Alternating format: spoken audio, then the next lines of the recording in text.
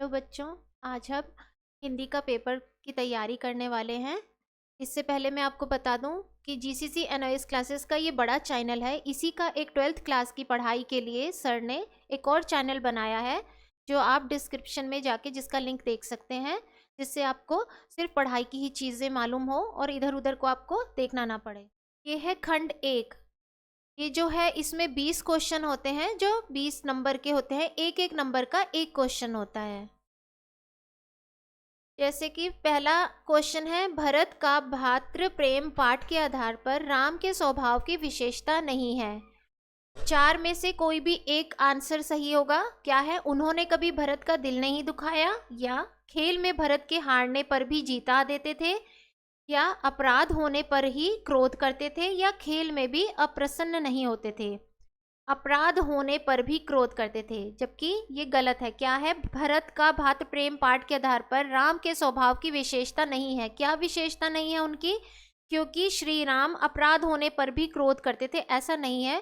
क्योंकि आप लोगों ने भी रामायण देखी होगी कि श्री राम अपने दुश्मन जो उनके होते थे, या जो कोई भी उनके सामने पापी इंसान या कोई गलत भी आदमी आता था, तो वो उससे भी क्रोध करके नहीं, हमेशा प्रेम भाव से, हमेशा प्यार से ही समझाते थे। ओके।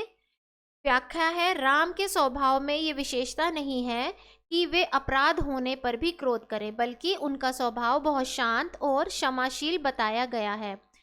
ये जो व्याख्या है ये आपके लिए लिखी गई है, ताकि आप जब भी जाएं लिंक में और आप पढ़ाई करें, क्वेश्चन आंसर पढ़ें, तो आपको समझ आ सके कि आखिर ये जो आंसर है इसका मतलब क्या है। ये व्याख्या आपको एग्जाम में लिखकर नहीं आनी है।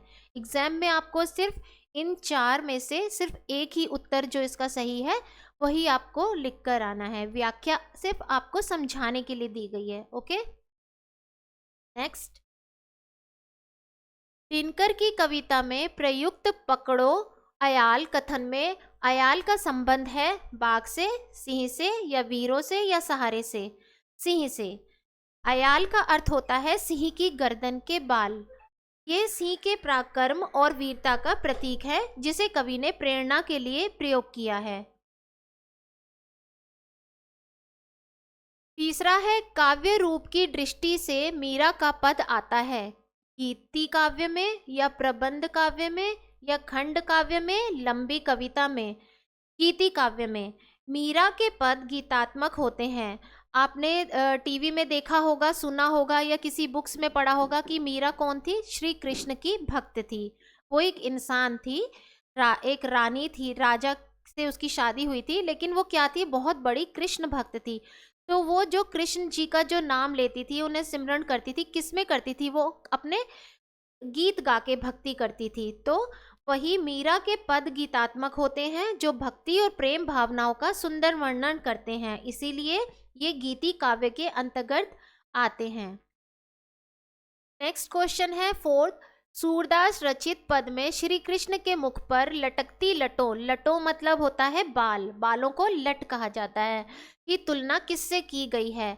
भ्रमणों के समूह से, पपीहों के समूह से, या फूलों के समूह से, या मधुमक्खियों के समूह से? भ्रमणों के समूह से। ये है राइट आंसर। सूरदास ने अपने पदों में श्री कृष्ण के सौंदर्य को सुंदर उपमाओं द्वारा सजाया है। उनके बालों की तुलना भ्रमण समूह से की गई है, जिससे उनका सौंदर्य निखरता है। कृष्ण जी के जो बाल थे वो घुंघराले थे, और बहुत ज्यादा उनके घुंघराले बाल थे, तो उनका जो वर्णन किया है कवि ने, वो भ्रमणों के समूह से किया है। नेक्स्ट क्वेश्चन है, तुमहु लागी जगत गुरु जगनायक जगवाय पंक्ति के माध्यम से कवि बिहारी ने ईश्वर को दिया है धन्यवाद, या उल्हाना, उपहार, या दृष्टांत। इसका आंसर है उल्हाना। उल्हाना मतलब होता है, जैसे कि आपके लिए किसी ने कोई काम किया, मान लीजिए कि आप किसी के घर गए, उसने आपको खाना खिलाया, अपने घर में 2-3 दिन के लिए रुकने के लिए आपको बोला, रुकाया, और फिर कुछ दिनों बाद आपको सुना दिया कि मैंने तो तुम्हें कहाँ खाना खिलाया था और मैंने तुम्हें घर में रखा था। मतलब इसी चीज को उल्हाना बोलते हैं। इस पंक्ति में कवि बिहारी ईश्वर को उल्हाना दे रहे हैं कि वे हर किसी के लिए जगत गुरु हैं, लेकिन किसी को कोई विशेष उपदेश नहीं देते। नेक्स्ट क्वेश्चन है, बड़े चलो कविता किसे संबोधित की गई है? सैनिकों को, देशवासियों को, विद्वानों को, सपूतों को? देशवासियों को। यह पंक्ति देशवासियों के लिए प्रेरणा स्वरूप है, जो उनके देश प्रेम को आगे बढ़ने की भावना को बल देती है। आपने कविता भी पढ़ी होगी, बड़े चलो।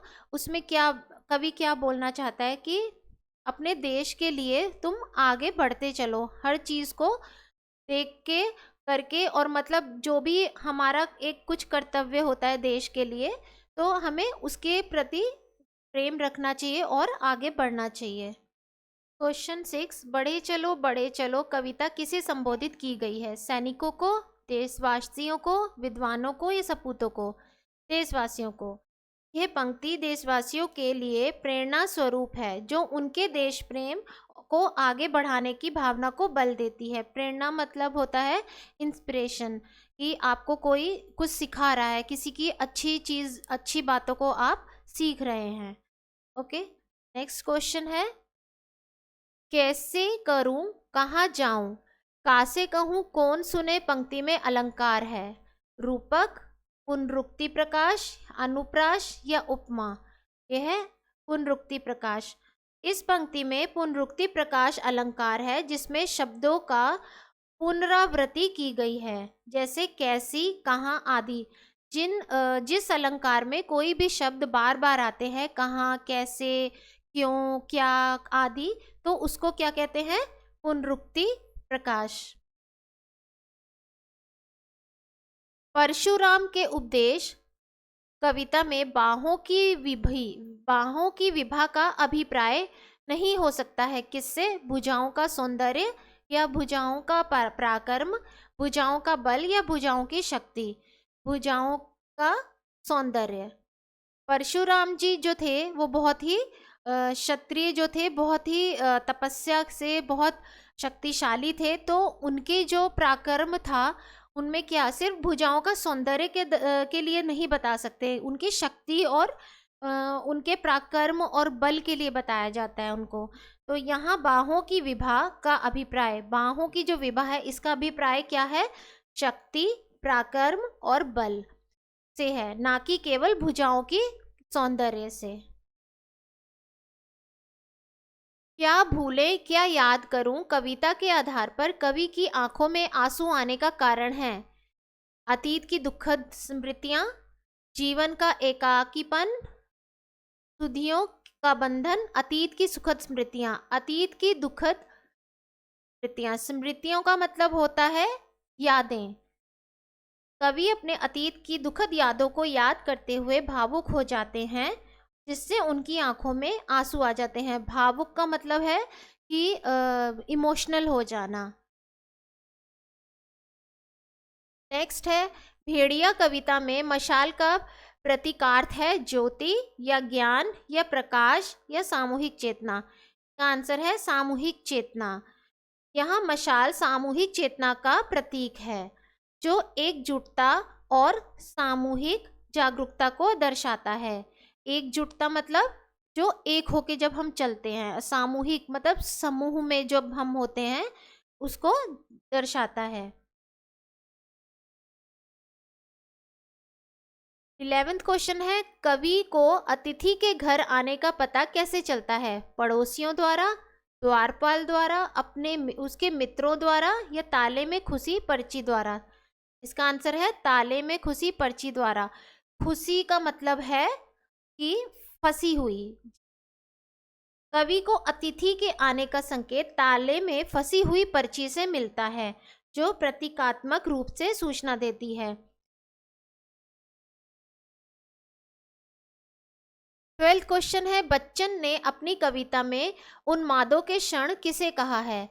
सूनेपन को, स्मृतियों को, शोरगुल को या अशांति को? स्मृतियों को। स्मृतियों का मतलब मैंने आपको बताया था यादें। बच्चन ने अपनी कविता में पुरानी यादों और स्मृतियों को उन्मादों के क्षणों के रूप में वर्णित किया है। वर्णित मतलब वर्णन किया है। नेक्स्ट है, चीफ की दावत। चीफ की दावत पाठ के आधार पर लिखिए कि सोमनाथ की मां ने वहाँ चीफ के सामने न आने का कारण था अशिक्षित होना, लज्जा और संकोच, आत्मविश्वास का अभाव या अंग्रेजी भाषा ना जानना। इसका आंसर है लज्जा और संकोच। लज्जा मतलब शर्माना। सोमनाथ की माँ अपने लज्जा और संकोच के कारण चीफ के सामने आने से बचती है। आपने लेसन पढ़ा होगा तो आपने देखा होगा कि वो अंदर अपने कमरे में ही ज़्यादातर रहती थी, अपने घर में ही रहती थी और वो किसी भी नए आदमी से मिलने से हिचकिचाती थी, संकोच करती थी। नेक्स्ट है पीढ़ियाँ और गिटियाँ। पाठ के आधार पर लिखिए कि साहित्य के वायोवृद्ध क्या नहीं करते थे। लाठी के सहारे सड़क पर चलना, चश्मा लगाकर सूरज को देखना, भोजन से अधिक मात्रा में चूरन खाना, यंत्र लगाकर संगीत सभा में बैठना। इसका आंसर है यंत्र लगाकर संगीत सभा में बैठना। वयोवृद्ध साहित्यकार पुराने तरीकों से पक्षधर थे और आधुनिक यंत्रों का सहारा नहीं लेते थे। जो बूढ़े लोग थे वो आधुनिक यंत्रों का सहारा नहीं लेते थे। सुभद्रा कुमारी चौहान द्वारा रचित काव्य का प्राण है बड़प्पन, जीवन और समाज की समस्याएं या आत्मविश्वास या स्त्री जीवन की सरलता। जीवन और समाज की समस्याएं। जो सुभद्रा कुमारी चौहान थी वो जीवन के ऊपर की जो समस्याएं होती हैं उन्हीं के ऊपर उन्होंने समाज को बताती थी। सुभद्रा कुमारी चौहान के काव्य में समाज की समस्याओं और जीवन की कठिनाइयों का भावपूर्ण चित्रण होता है। चित्रण मतलब कि वो अपने कविता के जरिए समाज में जो कठिनाइयां हैं उन्हें वो उनका वर्णन करती हैं, उन्हें समझाने की कोशिश करती हैं। 16 क्वेश्चन है कुटज पाठ के आधार पर नाग के संदर्भ में इनमें क्या सत्य नहीं है। नाम समाज स्वीकृत पद को कहते हैं या रूप व्यक्ति सत्य है, नाम समाज सत्य है या नाम व्यक्ति वस्तु की पहचान है या नाम रूप से अधिक महत्वपूर्ण नहीं है। रूप व्यक्ति सत्य है, नाम समाज सत्य है। ये कथन सत्य नहीं है। नाम और रूप दोनों का ही अपने अपने संदर्भ में महत्व होता है। इसका आंसर है रूप व्यक्ति सत्य है, नाम समाज सत्य है। मतलब कि जो नाम और रूप है, इसमें व्याख्या में भी दिया है, ये कथन सत्य नहीं है। नाम और रूप दोनों का ही अपने अपने संदर्भ में अपना अपना एक महत्व होता है। 17 क्वेश्चन है अंडमान डायरी में अंडमान द्वीप समूहों की तुलना लेखक ने किनके साथ की है। समुद्र पर आसन मारकर बैठने वाले मगरमच्छों से या समुद्री लहरों से खेलने वाले कछुओं से या आकाश के तारों से या समुद्र के बीच खड़े विशाल जहाजों से। इसका आंसर है समुद्र के बीच खड़े विशाल जहाजों से। लेखक ने अंडमान द्वीप को समुद्र में स्थित विशाल जहाजों के रूप में देखा है जो अपनी अद्भुत प्राकृतिक संरचना के कारण अद्वितीय है। लेखक ने जो अंडमान द्वीप देखा तो उसने अपने दृष्टि से जब ये कविता लिखी, जब इसे, तो वो जो द्वीप में जो पत्थर थे या उसमें जो भी चीज़ें थी तो उसने उसको किस तरह से वर्णन किया है, विशाल जहाज़ों के रूप में देखते हुए उसने वर्णन किया है। अंडमान डायरी में किस जेल का उल्लेख किया गया है। Naini Jail, Cellular Jail, Tihar Jail या यरवदा जेल। इसका आंसर है सेल्यूलर जेल। सेल्यूलर जेल व्याख्या। सेल्यूलर जेल का उल्लेख अंडमान की ऐतिहासिक पृष्ठभूमि के रूप में किया गया है। ऐतिहासिक मतलब बहुत पुरानी जो होती है, बहुत पुराना जेल था। आपने लेसन में पढ़ा होगा कि सेल्यूलर जेल जो काला पानी की सजा दी जाती थी तो उसे वहीं पर सेल्यूलर जेल में ही रखा जाता था। 19 क्वेश्चन है सरकारी पद पर रहते हुए भी मित्र भाव से कौन सा पत्र लिखा जा सकता है। परिपत्र, अर्ध सरकारी पत्र, सरकारी पत्र या आवेदन पत्र। अर्ध सरकारी पत्र।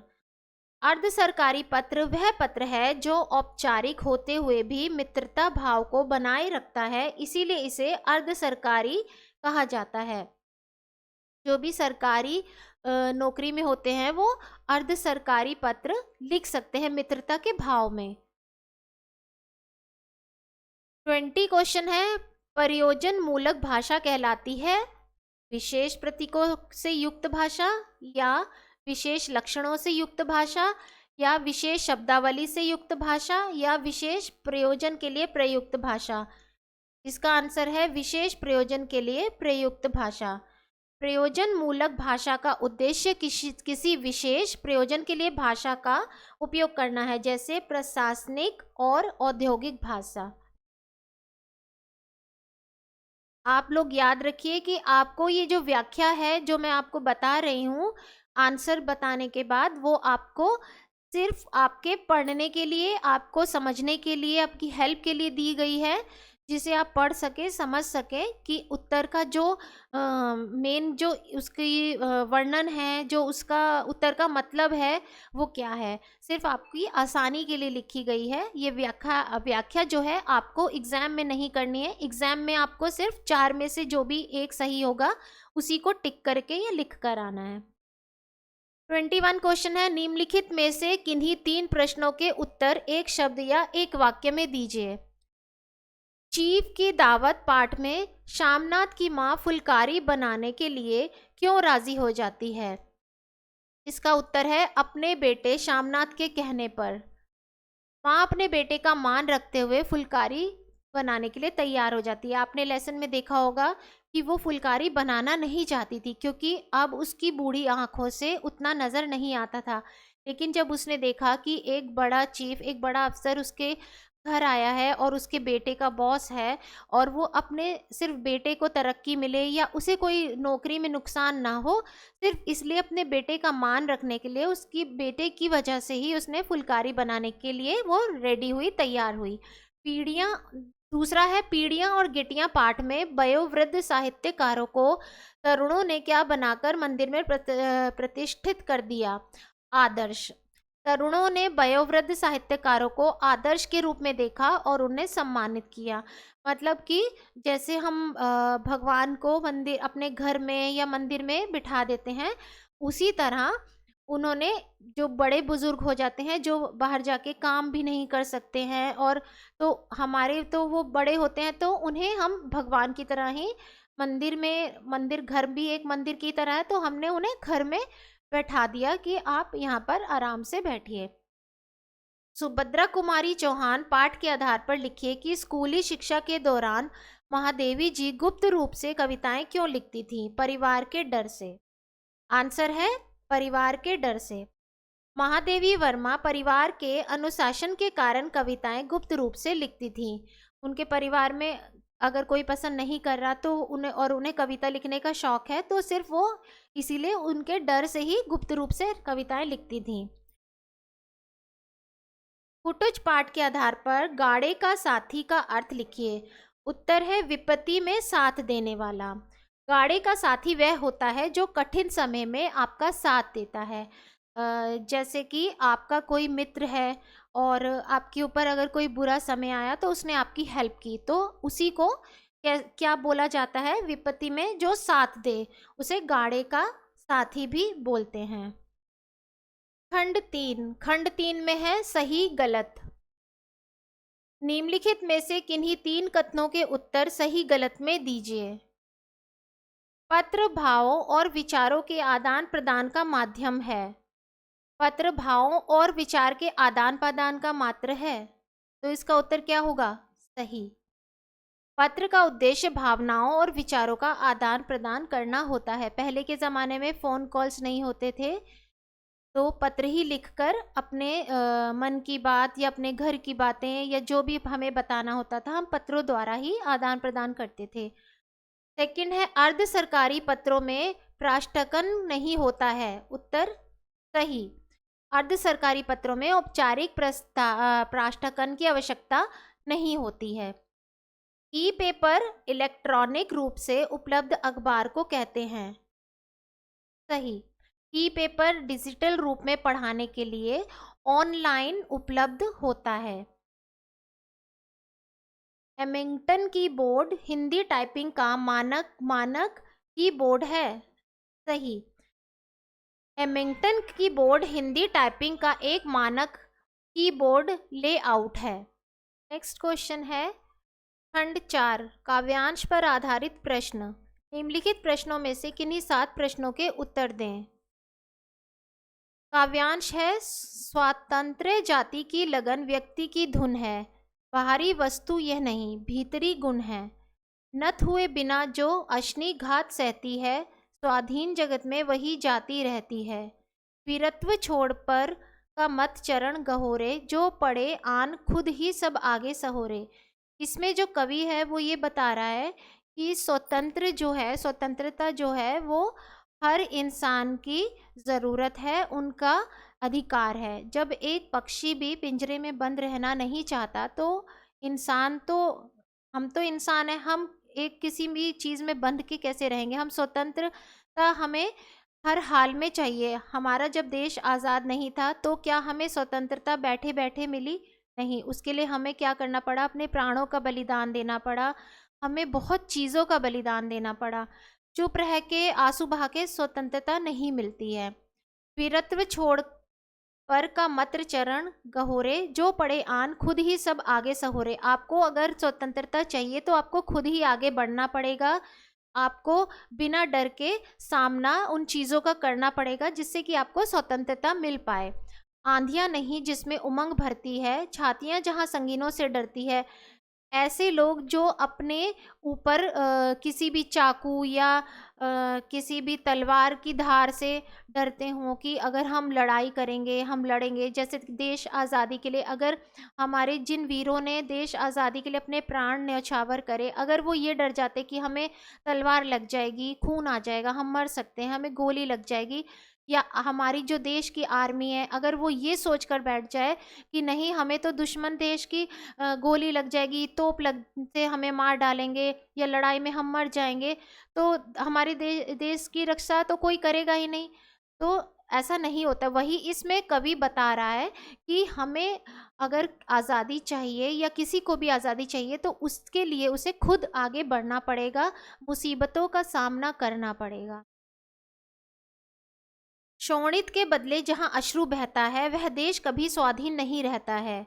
अगर आप हिम्मत दिखाकर आगे बढ़ने की बजाय कमरे में बंद होकर आंसू बहाएंगे, उसके लिए मेहनत या फिर कोई ना कोई चीज़ें नहीं सोचेंगे कि किस तरह हमें आज़ादी मिले, किस तरह हम इन चीज़ों से निकलकर स्वतंत्र हो पाएँ, सिर्फ रोते रहेंगे तो फिर आपको आज़ादी नहीं मिलेगी। उसके लिए आपको कुछ ना कुछ करना पड़ेगा।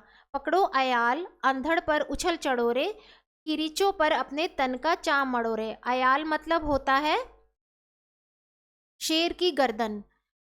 इसमें दुश्मनों के ऊपर मतलब वार करने के लिए वो एक एग्जाम्पल में शेर की गर्दन पकड़ो, मतलब कि तुम अपने दुश्मनों की गर्दन पर चढ़ जाओ, उसे पकड़ो और उसे हरा दो और अपने आप को स्वतंत्र कर लो। किरीचों का मतलब है जैसे भाला, कोई भी धार वाली चीज़, तलवार, चाकू, उसे किरीचो बोलते हैं। तो आपको अगर स्वतंत्र होने के लिए या अपने परिवार को या अपने देश को स्वतंत्र करने के लिए आपको अपने शरीर पर अगर करीचों, भाला, तलवार को भी सहना पड़े, यहाँ तक कि अपनी जान भी न्यौछावर करनी पड़े, तो आपको उसका वरण मतलब आपको ये भी कर गुजरना चाहिए, क्योंकि स्वतंत्रता सबका अधिकार है। तो वही इसमें इन पंक्तियों में कवि ने बताया है। इन पंक्तियों को किसने रचा है? दिनकर, अज्ञे दिनकर प्रसाद या निराला। इन पंक्तियों को रचने वाले हैं कवि दिनकर। यह पंक्तियां दिनकर द्वारा रचित हैं, जिनमें वीरता और स्वतंत्रता का संदेश है। बाहों की विभा का आशय क्या है? चल पौरुष, सुखोपभोग, गृहस्थ जीवन या देश प्रेम? चल पौरुष। बाहों की विभा का आशय है वीरता और पौरुष, जो कवि के द्वारा प्रेरणादायक भावनाओं को दर्शाता है। थर्ड है, इन पंक्तियों में किसके उपदेश का वर्णन है? राम, लक्ष्मण, श्री कृष्ण या परशुराम? आंसर है परशुराम। इन पंक्तियों में परशुराम के उपदेश का वर्णन है, जो वीरता और साहस की भावना को प्रेरित करते हैं। परशुराम जो थे वो बहुत वीर थे। आपने रामायण देखी होगी टीवी में, तो उसमें भी आपने देखा होगा कि शिव धनुष जो था वो परशुराम जी के पास था, उनको उन्होंने दिया था, क्योंकि वो बहुत ही वीर क्षत्रिय थे और बहुत साहसी थे। वीरता का कर्म क्या नहीं है? चट्टानें चीरना, या रुकी धारा को बहाना, या शिलाएं तोड़ना, या योगियों के समान जीना? योगियों के समान जीना। वीरता का कर्म क्या नहीं है? योगियों के समान जीना। वीरता में साहसिक कर्मों का समावेश होता है, ना कि योगियों की तरह शांत और त्यागपूर्ण जीवन जीने का।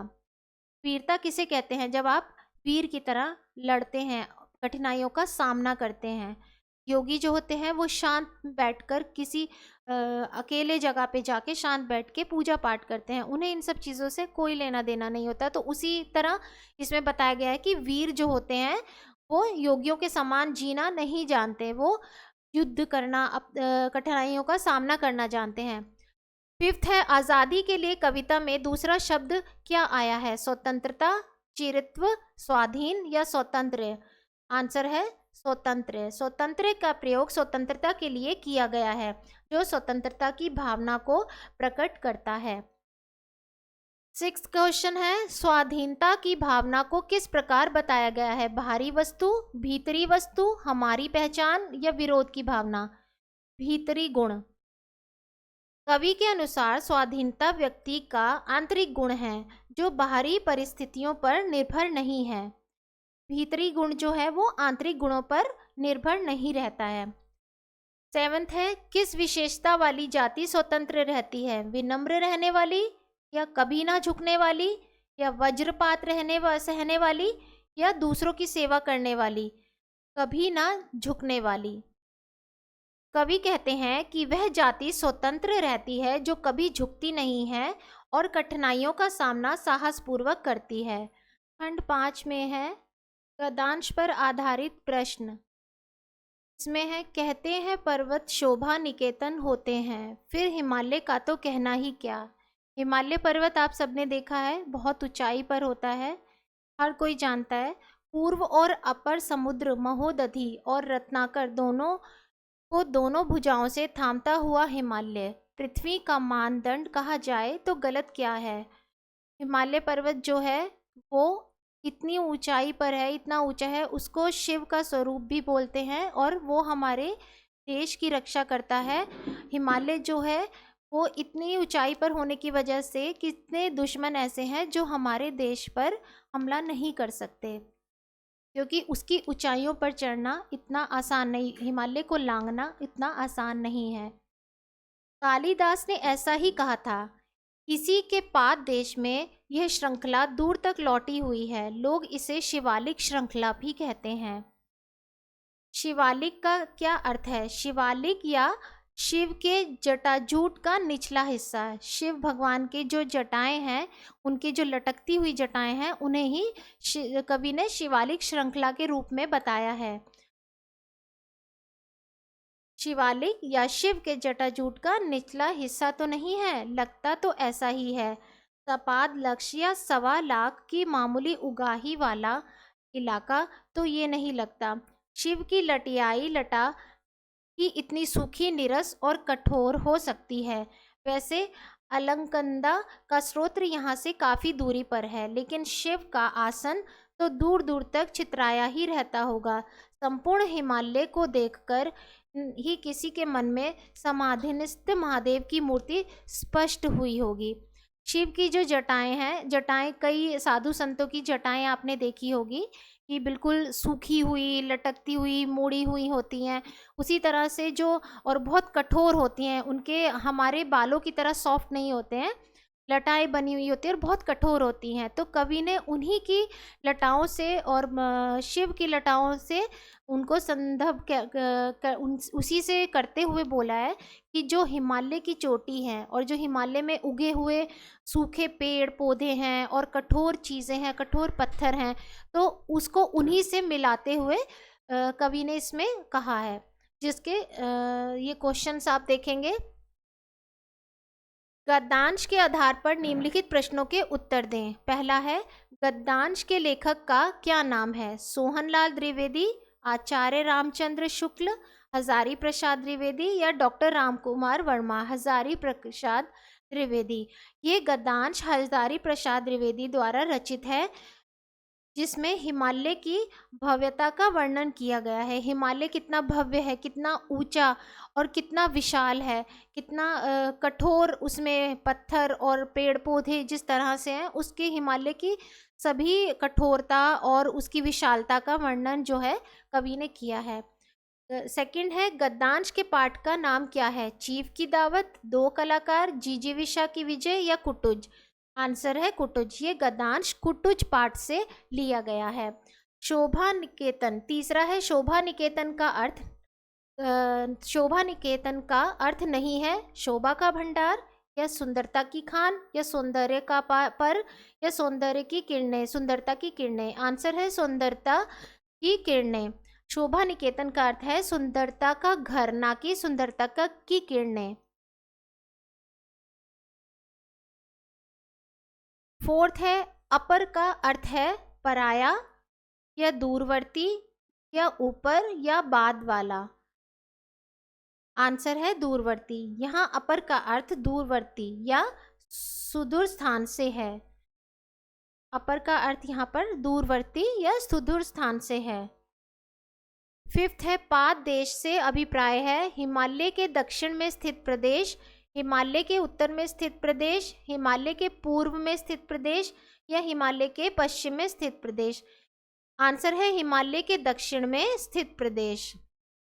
हिमालय के दक्षिण में। पाद देश का अर्थ है पर्वत के आधार के निकट का क्षेत्र जो हिमालय के दक्षिण में है। पाद देश उसे कहते हैं जो पर्वतों के आसपास जो देश या जो घाटी या जो भी बसी हुई होती है उसी को कहते हैं हम पाद देश। तो पर्वत के आधार के निकट का क्षेत्र जो हिमालय के दक्षिण में आता है उसी को पाद क्षेत्र, पाद देश की तरह बोला गया है। सिक्स्थ है, शिवालिक का अर्थ है शिव की जटाओं का ऊपरी हिस्सा या शिव की जटाओं का निचला हिस्सा या हिमालय पर स्थित झाड़ियाँ या फिर समाधिस्थ महादेव की मूर्ति। शिव की जटाओं का निचला हिस्सा। अभी आपको जब बताया कि जो उसके शिव की जटाओं के जो निचले हिस्से लटकती हुई जो जटाएं हैं जो बहुत ही कठोर और सख्त हैं, उसी को कवि ने हिमालय के पहाड़ और पत्थरों में वर्णन किया है। हिमालय पर्वत की तुलना की गई है किससे? महोदधि से, अलंकनंदा से, समाधि में लीन महादेव से या शिव की लटियाई जटाओं से। शिव की लटियाई जटाओं से। हिमालय की तुलना शिव की लटियाई जटाओं से की गई है जो इसकी विशालता और सौंदर्य का प्रतीक है। खंड 7 में है, निम्नलिखित काव्यांश की सप्रसंग व्याख्या कीजिए। विधि ना सकेऊं सही मोर दुलार, निच पोचू जननी मिसपारा, यहूं कहत मोही आजू ना सोया, अपनी समुसी साधु सूची कोभा, मातु मंदी में साधु सुवाली, उर अस आनंद कोटि कुचाली, परई का कोदव बली, पाली सुसाली, भुकता प्रसव की संभुख काली। इस काव्यांश में कवि ने समाज में फैली हुई नैतिक और सांस्कृतिक संवेदनशीलता पर व्यंग किया है। यहाँ एक साधु के माध्यम से समाज में व्याप्त पाखंड और अमानवीयता की आलोचना की गई है। साधु संतों का जीवन समाज के लिए प्रेरणा का स्रोत होना चाहिए।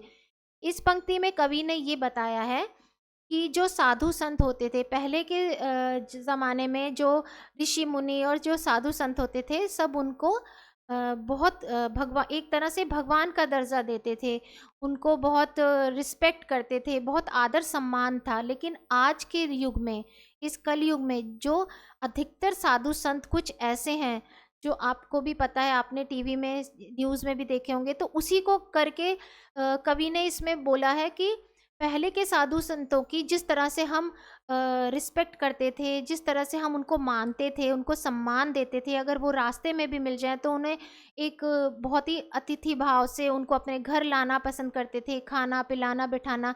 लेकिन आज के युग में ऐसा नहीं है। हमारे कुछ साधुओं ने और कुछ इन्हीं तरह के ऋषि मुनियों का जो बनकर कुछ ऐसे कार्य किए या समाज में कुछ ऐसी अपने कार्य रखे जिससे लोगों में इनके प्रति जो सम्मान था, जो प्रतिष्ठा थी और जो उनके प्रति उनका प्यार था और भगवान की तरह जो उन्हें मानते थे, वो सब खत्म होता जा रहा है, वही इसमें कवि ने बताया है।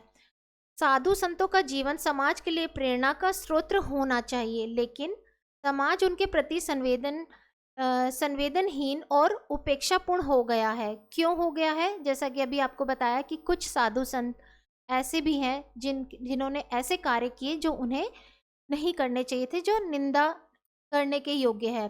कवि ने यह भी इंगित किया कि समाज साधु के रूप को सम्मान देने की बजाय उसके आदर्शों और सिद्धांतों की अवहेलना कर रहा है। ये काव्यांश मानवीय संवेदनाओं को जागृत करने के साथ ही समाज को सचेत करने का प्रयास करता है। कवि ने बताया है कि अब आज के युग में जो साधु संत हैं, हम उन पर उस तरह से जैसे पहले के लोग किया करते थे विश्वास नहीं कर सकते। हम उनके चीज़ों को अपनाने से पहले हमें 100 बार सोचना चाहिए, समझना चाहिए कि क्या जो वो हमें बता रहे हैं, क्या जो वो हमें समझा रहे हैं, क्या उन्हें हमें अपने लाइफ में, अपने जीवन में फॉलो करना है, क्या उन्हें उनकी जो चीज़ें जो वो बता रहे हैं क्या वो वाकई में सही हैं। तो ये सब जानने की हमें बहुत ज़रूरत है, वही कवि ने इस गद्यांश में बताया है। इसके अलावा इसका आपके पेपर में 2 गद्यांश आएंगे, जिनमें से आपको एक का उत्तर करना होगा। पहला जो मैंने अभी आपको बताया, और दूसरा टूटने के क्रम में टूट चुका है बहुत कुछ, बहुत कुछ अब इस घर में रहते हैं। ईन मीन तीन जन निकलना हो कहीं तो सब निकलते हैं। एक साथ घर सूना छोड़कर ये छोटा सा एकल परिवार, कोई एक बाहर चला जाए तो दूसरे को काटने को दौड़ता है। घर भय चलन ने बहुत सहूलियत बख्शी है चारों ओर। इस कविता में कवि ये बता रहा है कि पहले के युग में या पहले के ज़माने में हमारे पेरेंट्स या हमारे दादा दादी के टाइम में क्या होता था कि एकजुट परिवार रहता था, बड़ा घर होता था, और चाहे बड़ा घर हो चाहे छोटा घर हो, संयुक्त परिवार सब मिलकर रहते थे, बहुत से लोग परिवार में होते थे। तो उससे क्या होता था कि एक दूसरे की परेशानी में हेल्प मिलती थी, एक दूसरे को मदद मिलती थी, कोई भी परेशानी हो, कोई भी दिक्कत हो, अकेलापन नहीं लगता था। लेकिन आज इस युग में जो चल रहा है, इसमें ज़्यादातर यही देखा जाता है कि 2 से 3 या 4, इससे ज़्यादा लोग एक घर में नहीं रहते। तो उसकी क्या परेशानियां हैं, क्या दिक्कतें हैं, वही कवि ने बताया है। इस कविता में कवि ने आधुनिक एकल परिवार की समस्याओं को उजागर किया है। आज का परिवार छोटा हो गया है, जिसमें केवल 3 लोग ही साथ रहते हैं। एकल परिवारों में सहयोग और समझ की कमी महसूस होती है। अगर इनमें से कोई सदस्य बाहर जाए तो शेष लोग बेचैन हो जाते हैं। कवि ये कहना चाहते हैं कि संयुक्त परिवार की जो संरचना पहले थी, वह आज एकल परिवार में नहीं है। इसके अलावा एकल परिवारों में सुरक्षा का अभाव भी रहता है, जिससे चोरों को आसानी से प्रवेश का मौका मिलता है। यह कविता हमें परिवार में एकता और सहयोग के महत्व की याद दिलाती है। इसमें कवि बता रहा है कि जो अकेले रहते हैं, 2 या 3 लोग घर में रहते हैं, तो उसमें बहुत सी दिक्कतें हैं। चोर भी आ सकते हैं या कोई भी परेशानी हो तो आप किसको बताएंगे? आपका परिवार साथ में नहीं होगा तो आप किसे बताएंगे? तो वही जो एकजुट परिवार रहता था, उसमें इतने लोग होते थे कि हमें बाहरी लोगों से डरने की भी ज़रूरत नहीं होती थी और काफ़ी हेल्प मिल जाती थी हमें। खंड 8 लघु उत्तरीय प्रश्न 27वां है। निम्नलिखित प्रश्नों में से किन्हीं 2 के उत्तर 50-60 शब्दों में लिखिए। कनक कनकते दोहे के संदर्भ में बिहारी ने किसके प्रभाव को 100 गुना अधिक घातक कहा है और क्यों? उत्तर, बिहारी ने अपने दोहों में कनक, कनक मतलब होता है सोना, और एक कनक का मतलब होता है मदिरा, मदिरा मतलब शराब। ठीक है, कनक कनक 2 बार दिया है। एक कनक, कनक सोने को भी बोला जाता है और कनक मदिरा को भी बोला जाता है। तो कनक कनकते सोगुनी माद कता अधिकाय, या खाए बोराए जग व पाए बोराए। इसमें कवि ने बताया है कि अगर कोई भी आदमी मदिरा पीता है, मदिरा का सेवन करता है, वाइन पीता है तो उसे क्या होता है, नशा हो जाता है। तो जब उसे नशा हो जाता है तो वो क्या करता है, इधर उधर पागल की तरह नशे में घूमता रहता है। ठीक है। तो और दूसरा कनक क्या होता है, सोना।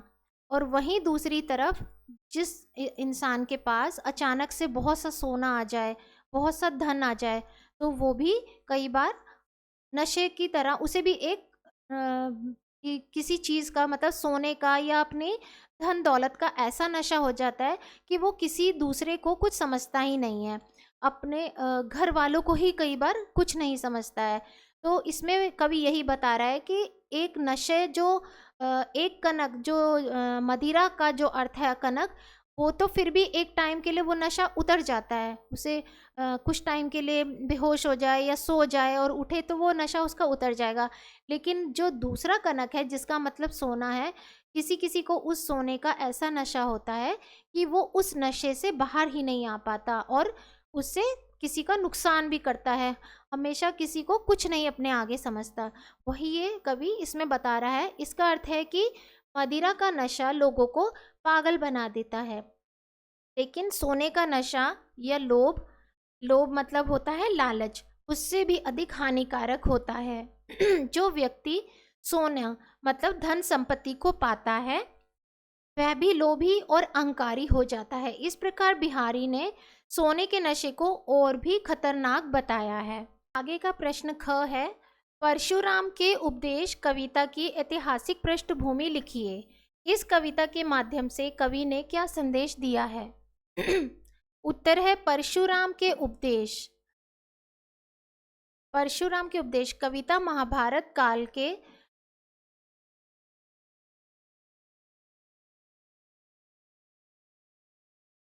परशुराम के उपदेश कविता महाभारत काल के एक पात्र परशुराम पर आधारित है। परशुराम एक वीर तपस्वी थे जो धर्म और सत्य के मार्ग पर अडिग रहते थे। कविता में परशुराम अपने अनुयायियों को साहस, धर्म और निष्ठा के साथ जीवन जीने का उपदेश देते हैं। उनका कहना है कि अन्याय और अधर्म के खिलाफ संघर्ष करना चाहिए और सच्चाई के मार्ग पर चलना चाहिए। इस कविता का मुख्य संदेश ये है कि मनुष्य को कर्तव्यनिष्ठ और सत्यनिष्ठ होना चाहिए। परशुराम जी जो थे वो बहुत ही ऐसे परशुराम जो थे उनमें बहुत ताकत थी, बहुत वीर थे और वो शत्रुओं का जो भी उनके सामने ऐसा कोई भी उनका शत्रु या कोई भी ऐसा आता था जिनको उन्हें लगता था कि ये धर्म के विरुद्ध कार्य कर रहा है या ये धर्म पर नहीं चल रहा है, तो वो उसे तुरंत उसका दंड देते थे। क है, पाठ्य पुस्तक में दुष्यंत कुमार को पठित कविता का केंद्रीय भाव स्पष्ट कीजिए। दुष्यंत कुमार की कविता का केंद्रीय भाव समाज में व्याप्त असमानता, गरीबी और अन्याय के प्रति विरोध है। कवि ने अपने काव्य में समाज के उन पहलुओं को उजागर किया है जहां आम जनता का शोषण हो रहा है और उसे उसके अधिकारों से वंचित किया जा रहा है। शोषण मतलब कि आम जनता पर उनको प्रताड़ित करना या उनका जो भी हक है उसका फ़ायदा उठाना, उन्हें उनका हक ना देना, ये सब शोषण में गिने जाते हैं। उन्होंने अपनी कविता के माध्यम से जनता को जागरूक करने का प्रयास किया है और अधिकारों की प्राप्ति के लिए संघर्ष का आह्वान किया है। यह कविता जनता में साहस और आत्मसम्मान का संचार करती है। 28 प्रश्न है, निम्नलिखित गद्यांश की सप्रसंग व्याख्या कीजिए। हमारे शैशवकालीन अतीत और प्रत्यक्ष वर्तमान के बीच में समय प्रवाह का पाठ ज्यों ज्यों चौड़ा होता जाता है त्यों त्यों हमारी स्मृति में अनजाने में ही एक परिवर्तन लक्षित होने लगता है। शेषव की चित्रशाला के जिन चित्रों से हमारा रागात्मक संबंध गहरा होता है, उनकी रेखाएं और उनके रंग इतने स्पष्ट और चटकीले होते चलते हैं कि हम वर्धकव्य की धुंधली आंखों से भी उन्हें प्रत्यक्ष देखते रह सकते हैं। पर जिसमें ऐसा संबंध नहीं होता वे फीके होते होते इस प्रकार स्मृति में घुल जाते हैं कि दूसरों के स्मरण दिलाने स्मरण दिलाने मतलब याद दिलाने पर भी उनका स्मरण करना कठिन हो जाता है। इस गद्यांश में लेखक ने शैशव काल की स्मृतियों के महत्व को उजागर किया है। जीवन शैली, जीवन के बीते हुए समय के साथ कई घटनाएं और चित्र हमारे मन में स्थायी रूप से अंकित हो जाते हैं। यह गहरे भावनात्मक संबंधों को बनाए रखते हैं और उम्र के ढलते समय में भी उनकी रेखाएं और रंग स्पष्ट रहते हैं। ऐसे चित्र हमारे मन में स्थायी होते हैं और भावनात्मक संबंध के कारण कभी फीके नहीं पड़ते। कई बार आपने देखा है कि कुछ घटनाएं हमारे जीवन में या कुछ संबंध हमारे किसी से इस तरह से बनते हैं, चाहे वो दोस्त हो, चाहे वो रिश्तेदार हो, चाहे वो आपके कोई कज़न हो, मतलब कुछ संबंध और कुछ चीज़ें ऐसी होती हैं कि हमें ऐसा लगता है कि वो चीज़ें अभी कुछ महीने या कुछ दिन पहले ही हुई हैं। या फिर कोई भी ऐसी चीज़ हो जिस तरह से जैसे किसी को कुछ मिला होता है जीवन में, तो वो क्या करते हैं कि जैसे किसी की शादी हुई है मान लीजिए, तो वो जो उनकी यादें होती हैं, अच्छी यादें कि इतने रिश्तेदार आए, इस तरह से घर में इतनी रौनक हुई, तो वो चीज़ें उनको ऐसा लगता है कि जैसे अभी कुछ ही दिनों या कुछ ही महीनों पहले हुई हैं। सालों साल बीतने पर भी उन्हें ये नहीं लगता कि इस चीज़ को इतने साल हो गए हैं। तो कुछ स्मृतियाँ, कुछ यादें हमारे जीवन में ऐसी होती हैं जो हमें अगर बचपन से बुढ़ापा भी आ जाता है तो वो यादें हमारे मन में ऐसी रहती हैं तरोताज़ा कि वो कभी भी हमें पुरानी या बहुत पुरानी नहीं प्रतीत होती हैं। जो अच्छी चीज़ें, अच्छी बातें जो हमारे जीवन में बीती होती हैं, वो हमें हमेशा याद रहती हैं। अगर हमें आज स्कूल में या कॉलेज में हमारे साथ किसी ने कोई बहुत अच्छा कुछ हमें हेल्प की होती है या हमें कुछ मिला होता है, या मान लीजिए आप फर्स्ट आए हैं, आपको ट्रॉफ़ी मिली है किसी गेम में या पढ़ाई में, तो वो आपको हमेशा याद रहेगा। आप जब बूढ़े भी हो जाएंगे तब भी आपको ये चीज़ें, अच्छी चीज़ें याद रहेंगी। पर वहीं लेकिन जिन घटनाओं से हमारे भावनात्मक संबंध नहीं होते हैं, वे धीरे धीरे स्मृति में से धुंधली हो जाती हैं और भूल जाती हैं। लेखक इस गद्यांश के माध्यम से बचपन की यादों का महत्व और उसके जीवन का उनका प्रभाव दर्शाते हैं। और जो चीज़ें हमें पसंद नहीं होती, जो चीज़ें हमें दुख पहुंचाती हैं या हमें अच्छी नहीं लगती, तो उसे हम धीरे धीरे भूल जाते हैं। अब मान लीजिए आप कभी अपने ट्रेन में सफ़र किया और वहाँ किसी से आपकी लड़ाई हो गई, तो जिससे भी आपकी लड़ाई हुई उस समय आपको गुस्सा आया, बहुत बुरा लगा, लेकिन क्या 5-6 साल बाद अगर आप याद करो तो क्या उसका चेहरा आपको याद रहेगा? या उस समय आपने उसे या उसने आपसे क्या बोला आपको याद रहेगा? नहीं, क्योंकि जो खराब यादें होती हैं, स्मृति मतलब याद, जो खराब स्मृति होती है उन्हें हम याद नहीं रखते हैं। हम अच्छी ही चीज़ों को याद रख पाते हैं। अथवा इन दोनों में से किसी एक का आंसर आपको करना है। कुछ चिड़ियाँ मेरी खिड़की के शीशों से आकर टकरा जाती है या वे मुझे जगा रही हैं गहरी नींद से। जागो, तुम नींद में हो, नींद में चल रहे हो, नींद में लिख रहे हो, नींद में जीवन जी रहे हो। जीवन यह है जो इस सीखचों में रहने वालों ने जिया। मैंने अपने कमरे की बत्तियां नहीं जलाई, रहने दो ये अंधकार, होने दो पूर्वजों से मृत आत्माओं से संवाद। इस गद्यांश में कवि ने मानवीय जीवन की अज्ञानता और जड़ता के प्रति एक संजीव बिंब प्रस्तुत किया है, जहाँ चिड़िया प्रतीकात्मक है जो कवि को वास्तविकता का बोध कराती है। कवि कहता है कि हम अज्ञान के अंधकार में अपने जीवन को यूं ही बिता रहे हैं। हमें ज्ञान की ज्योति की आवश्यकता है ताकि हम सच्चाई और वास्तविकता को समझ सकें। कवि का मानना है कि अपने पूर्वजों से, मृत आत्माओं से संवाद कर हम अपने जीवन का सार्थक बोध प्राप्त कर सकते हैं। कवि इसमें चिड़िया के माध्यम से ये बता रहा है कि हम कब तक एक पिंजरे में या एक सीखों वाले घर में बंद रहेंगे। हमें हमारे पूर्वजों से, हमारे बड़े बूढ़ों से जो वो कार्य करते थे, जो चीज़ें वो समझाते थे, उसको समझकर हमें अपने जीवन में उसको लाना चाहिए। हमें जीवन की वास्तविकता को समझना चाहिए, उसी को फॉलो हमें करके आगे चलना चाहिए। 29 क्वेश्चन है, निम्नलिखित प्रश्नों में से किन्हीं दो के उत्तर 50-60 शब्दों में लिखिए। रीढ़ की हड्डी एकांकी का उद्देश्य स्पष्ट कीजिए। क है रीढ़ की हड्डी। रीढ़ की हड्डी एकांकी का उद्देश्य समाज में व्याप्त कुरीतियों मतलब जो हमारे समाज में खराब चीजें जो फैली हुई हैं और अंधविश्वासों का खंडन करना है। कुरीतियों और अंधविश्वासों का खंडन मतलब खत्म करना है। इस एकांकी में रीढ़ की हड्डी को मानव के आत्मसम्मान, साहस और चरित्र का प्रतीक माना गया है। यह दिखाता है कि बिना रीढ़ की हड्डी के मनुष्य निर्बल और असहाय हो जाता है। समाज में आत्मसम्मान और कर्तव्य का पालन करना महत्वपूर्ण है और इसका त्याग करने वाला मनुष्य अपने कर्तव्यों का सही ढंग से निर्वहन नहीं कर पाता। रीढ़ की हड्डी इसको क्यों बोला गया है? क्योंकि मानव शरीर में, हमारे शरीर में एक रीढ़ की हड्डी ही होती है जिस पर हमारा पूरा शरीर टिका होता है। अगर हमारी रीढ़ की हड्डी में कोई प्रॉब्लम आ जाएगी तो ना तो आप चल पाएंगे, ना आप सीधे खड़े हो पाएंगे, ना आप ठीक से बैठ पाएंगे। तो वही इसमें जो कवि ने उस माध्यम से बताया कि हमारे समाज की जो कुरीतियां हैं, अंधविश्वास है, जो जैसे पहले हमारे देश में अंधविश्वास था कि अगर एक पति की मृत्यु हो जाए तो पत्नी को उसके साथ सती करना चाहिए, नहीं तो भगवान नाराज हो जाते हैं, घर पे कोई मुसीबतें आ जाती हैं। ये एक अंधविश्वास था, क्योंकि किसी की भी जान लेना आपके हक में नहीं है। तो ये कुछ कुरीतियाँ, कुछ अंधविश्वास चीज़ें ऐसी थी जिन्हें हमारे देश से हटाया जा चुका है, लेकिन अभी भी कुछ ऐसी अंधविश्वास चीज़ें हैं।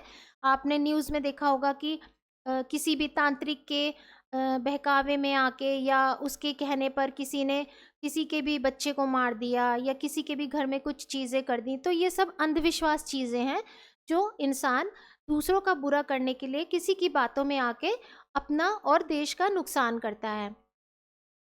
हाँ है शामनाथ द्वारा चीफ को दावत पर आमंत्रित क्यों किया गया था? इससे उसके चरित्र का किस विशेषता का पता चलता है? चीफ की दावत पाठ के आधार पर लिखिए। शामनाथ ने चीफ को अपनी प्रतिष्ठा बढ़ाने और समाज में अपने प्रभाव को बढ़ाने के उद्देश्य से दावत पर आमंत्रित किया था। आपने ये लेसन पढ़ा होगा। शामनाथ जो थे वो चीफ को सिर्फ इसलिए अपने घर में बुलाकर उसका आव भगत करना चाहते थे क्योंकि वो अपनी ऑफिस में अपनी और भी पहुंच को थोड़ा बढ़ाना चाहते थे। अपना जो उनका एक जो स्टेटस था, अगर प्रतिष्ठा को, और अपना जो प्रभाव था उसे बढ़ाना चाहते थे। वो चाहते थे कि चीफ उनके घर आके दावत से खुश होकर उन्हें तरक्की दे दे। इससे पता चलता है कि शामनाथ दिखावे का शौकीन और महत्वाकांक्षी व्यक्ति है। दिखावा मतलब उसे चीफ से कोई बहुत ज़्यादा रिस्पेक्ट उसकी या प्यार नहीं था। उसे सिर्फ उसको दावत में अपने घर इसीलिए ही बुलाना था ताकि उसको उससे ऊंचा, जिस पद पे वो है, वो उससे खुश होकर ऑफिस में उसे उससे ऊंचा पद दे सके। वह उच्च पदस्थ लोगों को प्रभावित करना चाहता है और इसके लिए अपने पारिवारिक जिम्मेदारियों की भी उपेक्षा करता है। ये कहानी उसके चरित्र की चाटुकारिता और महत्वाकांक्षी स्वभाव को प्रकट करती है। पीढ़ियां और गिटियां। पीढ़ियां और गिटियां पाठ में लेखक ने किस प्रकार के वृद्धों पर व्यंग किया है? उदाहरण सहित स्पष्ट कीजिए। पीढ़ियां और गिटियां पाठ में लेखक ने उन वृद्धों पर व्यंग किया है जो नई पीढ़ी के विचार को स्वीकार नहीं कर पाते और हमेशा पुरानी परंपराओं का ही पालन करते हैं। वह अपने अतीत की बातों में ही जीते हैं और आधुनिकता को नकारते हैं। लेखक ने उन वृद्धों की आलोचना की है जो नई पीढ़ी के विचारों को तुच्छ मानते हैं और अपनी पुरानी परंपराओं को श्रेष्ठ बताते हैं। यह व्यंग उन लोगों पर है जो समय के साथ नहीं बदलते। कवि ने इस काव्य में इसमें पीढ़ियां और गिटिया में उन वृद्ध लोगों के बारे में व्यंग किया है। कुछ वृद्ध होते हैं जो आने वाली नई पीढ़ी के साथ आगे बढ़ने को तैयार रहते हैं, उन चीज़ों को समझते हैं, लेकिन कुछ घर में वृद्ध ऐसे भी होते हैं जो अपनी पुरानी चीज़ों को ही सही मानते थे, अपने पुराने विचारों को ही सही मानते थे। उनके लिए जो नई आने वाली आगे की पीढ़ियों में जो नई चीज़ें आती हैं उन्हें वो बेकार लगती हैं, वो उन्हें एक्सेप्ट नहीं कर पाते हैं। और उसकी बार बार आलोचना करते हैं।